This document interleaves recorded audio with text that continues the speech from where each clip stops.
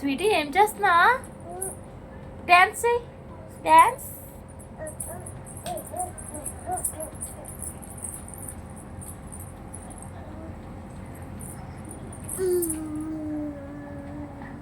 అమ్మ, నాన్న, తాత, అమ్మమ్మ, అన్న, అన్న, అత్త, బాబాయ్.